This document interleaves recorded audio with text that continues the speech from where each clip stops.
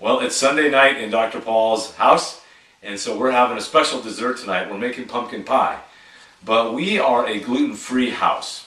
So we're going to make this pumpkin pie a little special, and I want to show you how. It's so easy and quick. So we're going to start with the crust. Now, my little helper here, I forgot the Hopi vermin right here. So we're going to make a nut crust. So let me show you this. So inside the food processor, we have 1 cup of walnuts, a ½ cup of almonds, and 6 dates that we've taken the pits out of, obviously.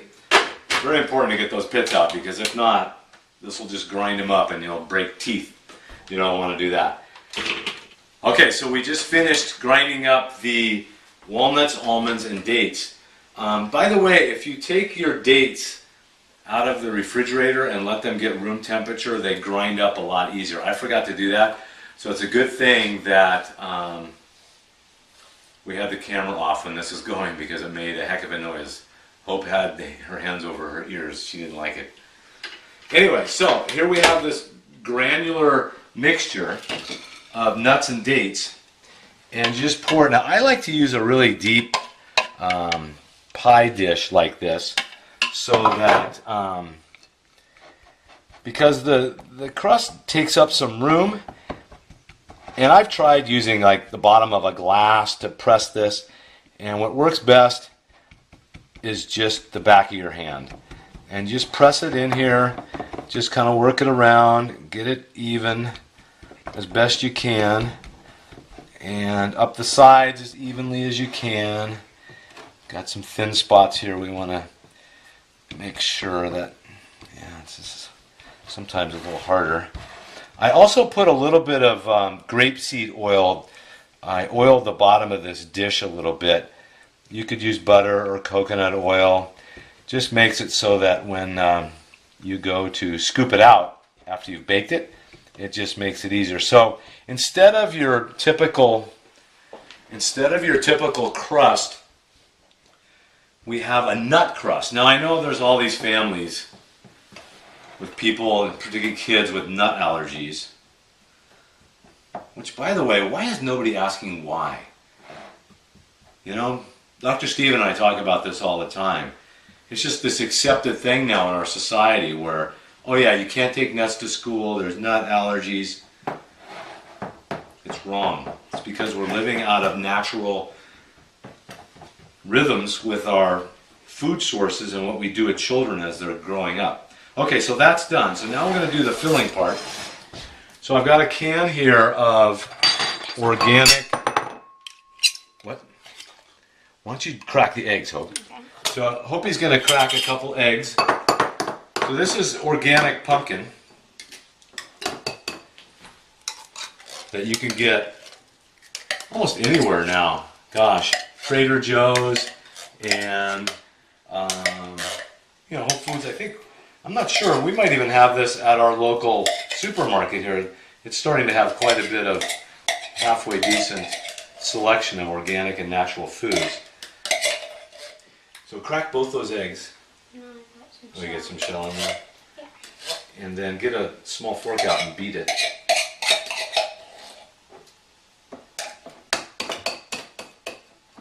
Now, you know what's interesting is that the spices, the recipe for pumpkin pie on this can calls for cinnamon, nutmeg, ginger, and cloves. But I'm going to use pumpkin pie spice, and this happens to be from Trader Joe's. And what's interesting is this has cinnamon, ginger, nutmeg, and cloves, but also cardamom and lemon peel. So we're going to put that in here. And we are going to put in... Now what I did is I just added up all those individual spices and figured out the volume, and I'm going to do that volume in the pumpkin pie spice, which in this case is about 1 3/4 of a teaspoon, 1 3/4 teaspoons.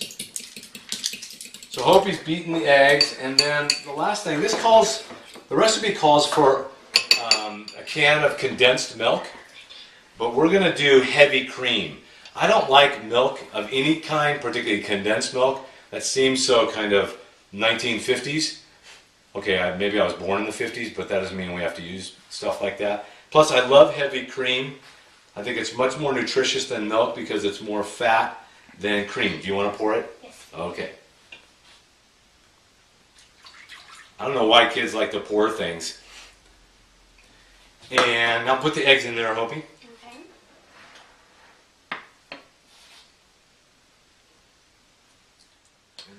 Okay, so we're back. One thing I failed to notice was because the recipe called for sweetened condensed milk and we used heavy cream, we need to add some sweetener to this. Also, it called for a little bit of salt, and I forgot that. So we're going to use a not quite a half a cup, about probably a third of a cup of honey,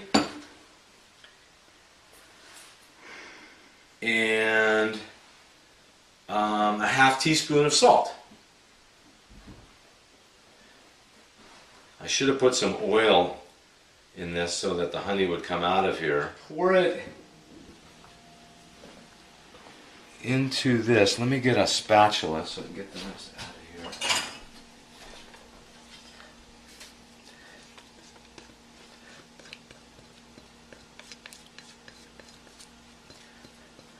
Now you'll notice that there's some of the nut crust is sticking up along the edges, and some places it's not really. Most of that nut crust will burn that's sticking up there, or brown pretty much. Not that that's bad. Okay, so we put the pie in. It's going in a 425 degree oven for 15 minutes, and then we're going to reduce the heat to 350 and cook it for about 35-40 minutes. So we'll come back and show you when it comes out. And then what we're going to do is we're going to use the rest of this cream, because there was 2 cups in the container. We used 1 cup in the pie. We're going to take the other cup and whip it, and so we have fresh whipped cream to go with it. It's going to be super yummy, so we'll be right back. Okay, so the pie's out of the oven, and look it just looks so great. Notice the kind of browned or even burned areas of nuts are on the top. I think that this is one of the things that makes this pumpkin pie just kind of pop with a different type of flavor, is that instead of the typical crust, it has this nut crust that's a little browned or burnt around the edges. And then look at this, we've got fresh whipped cream to put on top. That is a beautiful thing right there. Happy Sunday night dessert from the Kratka House.